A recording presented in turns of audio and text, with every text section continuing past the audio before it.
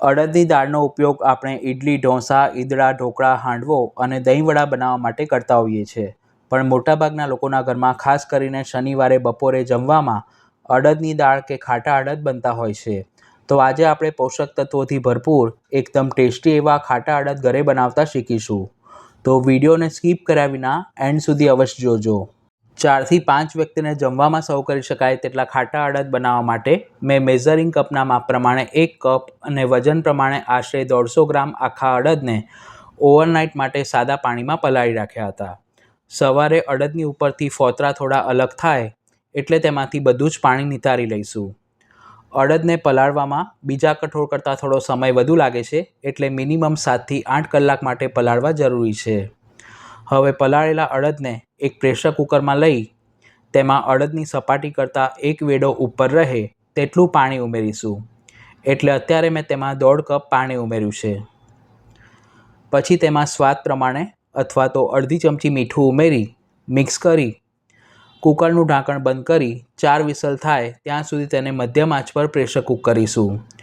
જો તમારી પાસે જૂના અડદ હોય એટલે કે ઘણા સમયથી ઘરમાં પડી રહ્યા હોય તો તેને પ્રેશર કૂક થવામાં 5 થી 6 વિસલ પણ લાગી શકે છે. 4 વિસલ થાય પછી ગેસ બંધ કરી કુકર થોડું ઠંડુ પડે એટલે ઢાંકણ ખોલીને ચેક કરીશું. આ રીતે અડદને ચમચામાં લઈ હાથ વડે દબાવી જોવા. જો તે સરખા મેશ થઈ રહ્યા હોય તો સમજવું કે તે બફાઈ ગયા છે. બાફતી વખતે જે પાણી ઉમેર્યું હતું તેને નિતારવાની જરૂર નથી. હવે એક ઊંડી પવાલીમાં આપણે 1 કપ મધ્યમ ખાટું દહીં લઈશું.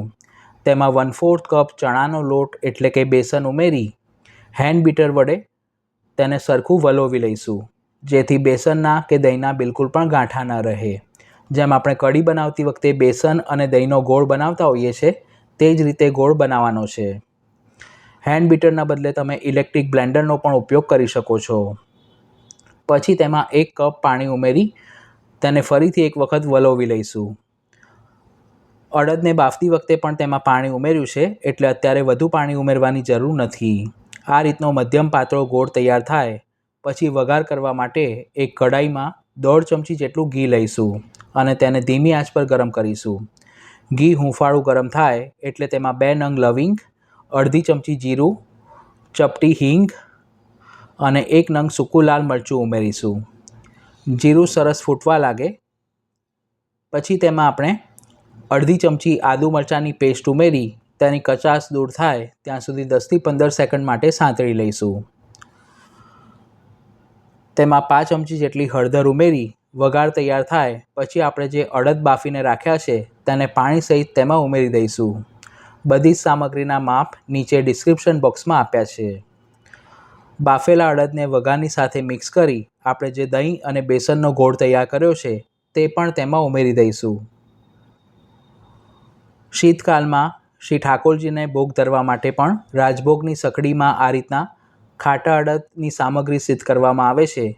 જો તમે પ્રભુ માટે સામગ્રી સિદ્ધ કરતા હો તો તેમાં લીલા મરચાંની પેસ્ટ અને લાલ મરચુંનો ઉપયોગ ન કરવો, તેના બદલે મરી પાવડર ઉમેરવો.